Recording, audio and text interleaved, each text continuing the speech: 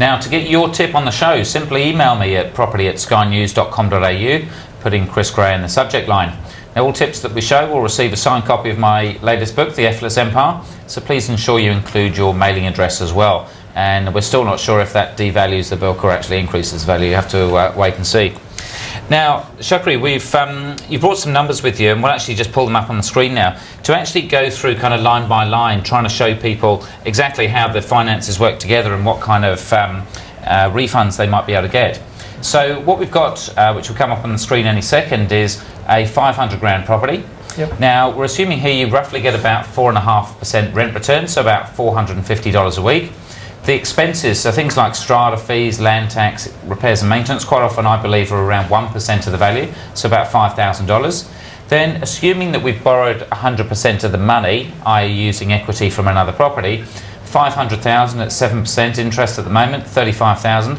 So our net rental loss there is actually 16,600. Yep. So we're losing a reasonable amount of money there, certainly before tax, aren't we? Yep. Usually you lose that in anticipation of some sort of capital gain, so that you're going to recover it when you sell.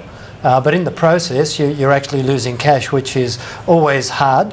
And hopefully you can recover some of that by getting some tax refunds when you offset it against your other salary and other income. And I guess this is where we get into the debate of going more positive cash flow properties. So typically when you get more rent, the argument is that you quite often get slightly less capital growth. That's right. A property like that, 4.5% return isn't a great rent, but ideally you get a lot of capital growth. Yes. As you get more rent, then maybe the capital growth goes down. Now, I'm sure you'd be able to argue that's not always the case. Sometimes you can get the capital growth and the rent return at the same time. Oh, look, they're normally inversely disproportionate to each other. So no, I mean, 99% of the time you don't get both, sadly. Yeah, but once in a blue moon, Once you in might a be blue able to moon, get. Yeah. Now we'll pull up another calculation of the tax calculations to actually see how much tax that we can get back. And if you want to take us through that. Sure. What you've got is a couple of calculations there. What we looked at is, if people do have a rental property and they do have the losses expressed in the last slide, then what can you do?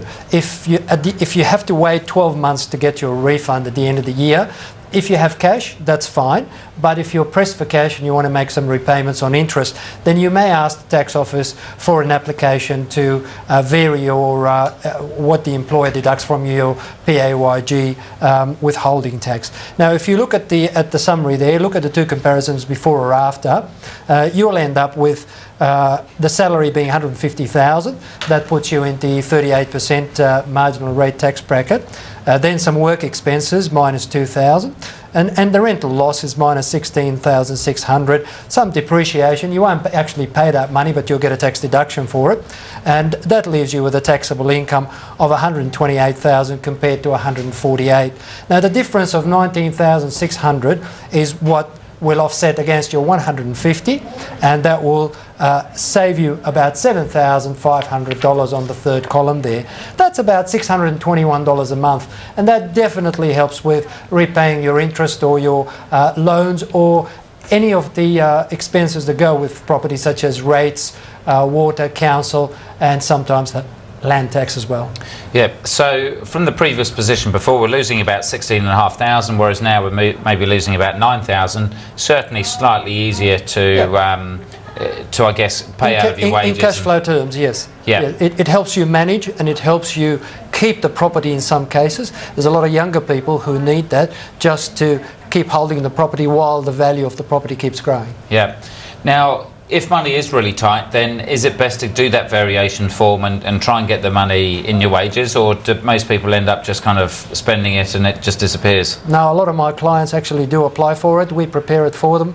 The tax officers advise us that the electronic form is now ready, and you can start to lodge any time. The best time, because the tax office takes about 2 weeks to process these applications, the best time to do it is mid-June. Right, okay. And that's ready for a July pay if you're paid monthly. And then straight away throughout for the rest whole of the year. Yep. Yep. Now, obviously a lot of properties are sold on the basis of the tax deductions and the depreciation and things like that. In your experience, is it good to concentrate on those things, or should you really be concentrating on what you're actually buying? No. Tax should never be used as the basis for acquiring property. The basis for acquiring property should be value.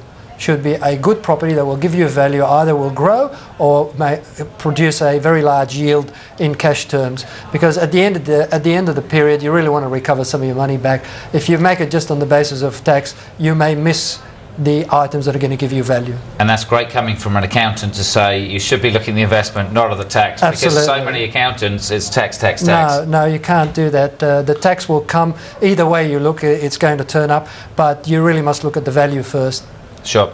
So, Doug, when we're looking to try and find the right areas to invest, say in your area is obviously Western Sydney, what are some of the areas that you think that are going to do reasonably well over the next few years as far as you can foresee? Crystal ball gazing. Look, I think there are a number of little hotspots, one of which is Parramatta, which is certainly a commercial epicentre. Again, got all the right transport infrastructure. I think that will see steady growth. Also places like Homebush now, they're starting to see the so-called Olympic legacy, which is good. Also areas in the southwest of Sydney are now popular, and I see a lot of growth there as well, in places such as Campbelltown, for argument's sake. Now, in some of those areas, I think places like Homebush, there's obviously a lot of new development around there. There is. What do you see from a resale perspective as the difference of trying to resell a second-hand property that's maybe 10 or 20 years old versus a brand spanking new one?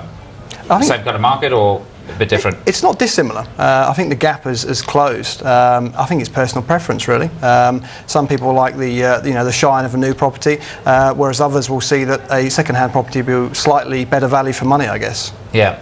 And I hate talking about this next subject, but we'll do it just to kind of get the doomsayers off our backs. This bubble that everyone's talking about, I don't necessarily believe it. What are your thoughts on it? I don't believe it either, to be fair. Look, unquestionably the market has cooled ever so slightly, but I don't think we do have a bubble. So no, there's no bubble, there's no burst. But it still just gets media coverage, doesn't it? Which is why people talk about it. But at the same time, we need to talk about it to try and get the record straight, so everyone doesn't get too depressed and bring the market and cause a bubble just by being depressed about it. That's right. We can almost talk ourselves into recession. I was working in the London market in 07, 08, and I think we were somewhat guilty of that even before the GFC. So look, I don't personally believe it exists, and you're absolutely right. I think we need to address the situation. And do you see that many people in negative equity, or is it really, look, you go and buy a property for 200, it goes up to 350, it maybe drops down to 325, and they just say, well, my property's dropped 25 grand, but no, it's actually still risen 125 grand. Well, I think a lot of the time as well, people that are struggling financially, the reason being is that they actually took out variable rate mortgages maybe a couple of years ago when things were somewhat more halcyon, and obviously now the market has turned in terms of capital appreciation or otherwise, and obviously repayments on mortgages, that's the big thing. So look, it's more about repayments on mortgages opposed to the capital appreciation factor. Sure. Now, Shakri, for the people that have got some cash in the bank, they've maybe got a tax bill coming up, they want to try and reduce their tax, what are some of the things that they can do to try and reduce that? Like, a lot of the time people talk about prepaying interest. Is that a reasonable idea? That's a reasonable idea. Overall, prepaying interest certainly works. A couple of my clients do that all the time. The only issues with that is sometimes the loan structure that they're using will not allow them to do it. They may be in different types of loans where the banks will put hurdles in front of you, and in order to get out and switch, you'll end up with problems, and it'll cost you more than it'll give you in benefit.